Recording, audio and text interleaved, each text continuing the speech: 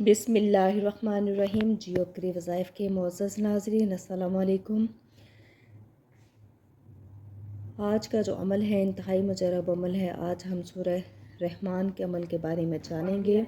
سورہ رحمان حسن عبارت اور حسن طرز کے لحاظ سے قرآن پاک کی زینت ہے۔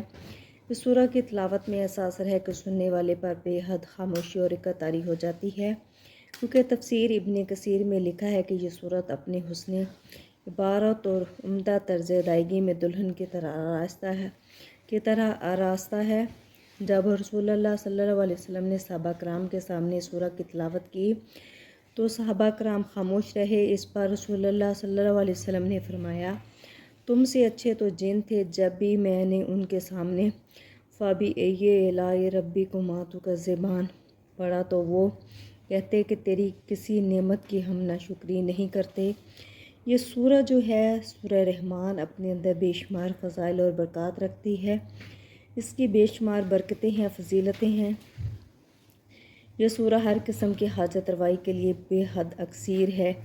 حاجت کے لیے سورہ کو 11 روز تک روزانہ 11 مرتبہ پڑھنے سے انشاءاللہ تعالی آپ کی جو بھی جائز حاجت ہوگی پوری ہوگی۔